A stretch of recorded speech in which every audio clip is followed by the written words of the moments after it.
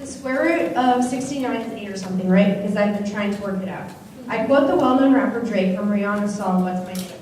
I took the initiative to learn the actual value of the square root of 69, and it's 8.306623863. If someone would have just told me this, I wouldn't have actually remembered the information because it was just given to me. To actually learn something, we must have an interest to know it. Tonight I will be speaking to you about scholarship, one of the 5 pillars of the NJHS Society. Scholarship is one of those words that we can identify with, but it isn't easy to define. Dictionaries often define it to me as academic achievement, learning, or other qualities of a scholar. The qualities of a scholar, well,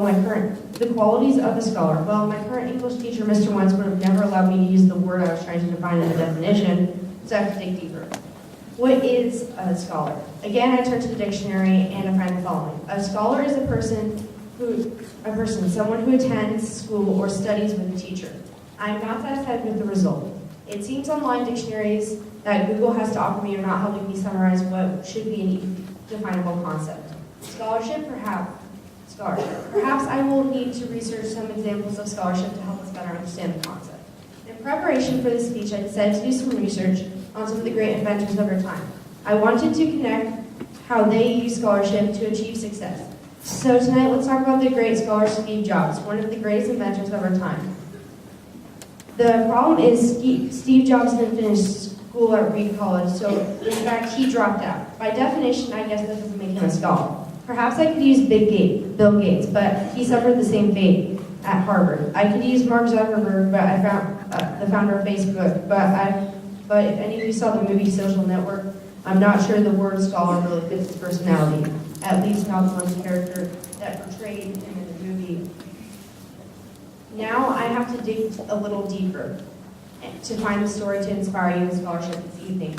When you think of scholarship, what images come to your mind? I think of a college professor sitting at his or her desk in a deep thought. I think of students buried deep in his or her studies on top of the floor of the library. I think of a philosopher or writer putting the finishing touches on a new book. I think of a great public speaker preparing a speech.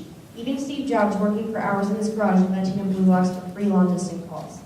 What do these have in common? They all represent people on a quest for knowledge and for the sake of knowledge. Steve spent his entire life on the quest for knowledge, even if it was not in a traditional classroom. He was always in the garage of his neighbor building his own things. Also, in his case, the knowledge helped him change the world. He may not have been a classic scholar by definition, but he certainly had the drive of a scholar. You see, Steve Jobs didn't invent most of the products he is associated with, but he made them better. Scholars paved the way for technology. Steve Jobs being famous. He was the first to develop a mouse, but he saw the potential in technology as a way for humans to interact with their computers. He didn't invent the first portable music player or the first smartphone, but he made everyone want one of his products when his products came out. Steve Jobs was a little unorthodox in his approach. Maybe that is why Apple decided they didn't need him in the mid-90s. Then they quickly recanted. Although Steve made a good use of his time away from Apple, he developed a company called Pixar Entertainment and produced one of the most classical and redefined movies of our era, Toy Story. He returned to Apple, prompted the release of the iPod, iTunes, and the iPhone, and eventually the iPad. Steve was a visionary. He was constantly in pursuit of knowledge and helped him develop and market items that made our world easier.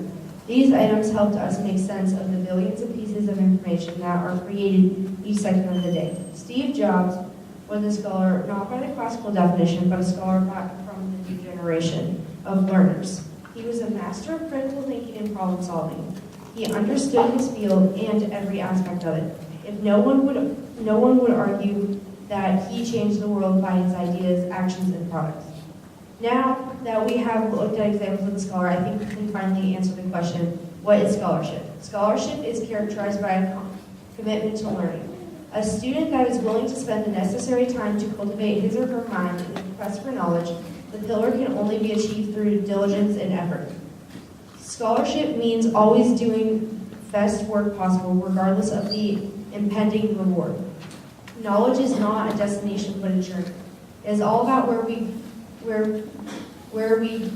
it is not all about where we get to, but how we get there. Scholarship is more than getting straight A's. What is the difference between a 90% and an 89%? Should 1 point differentiate between 2-letter grades? It is about learning something in everything we do, gaining knowledge and loving it. You may say, why should I be learning all the time? Despite the fact that our formal education ends in college, it should not be determined by a diploma. Knowledge and our education is a lifelong process that we all need to gain our own experiences. We need to remain students all through our lives. We always learn something every day, everyday experiences. Everything that we learn could be useful at some point in time. We may be surprised when and how we may recall our different things that we have learned. It may even be years later when we least expect it. At some point, we have all gone through a class or a concept we do not understand. Perseverance and curiosity also play an important role. Once we have spent the time and made the effort to learn and master the difficult subjects, we are rewarded with a sense of accomplishment, which motivates us to seek more learning opportunities.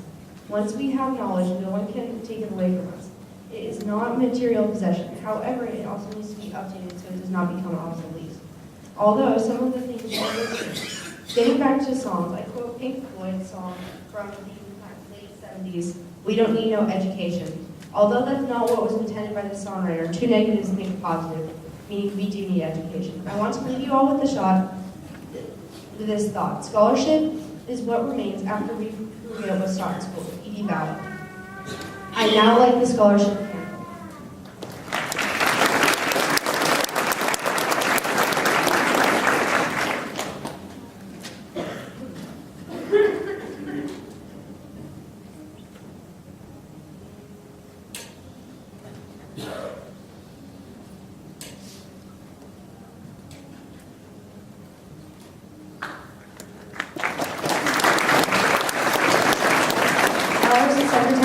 Now our treasurer, Tyler Amberg, will be speaking for character.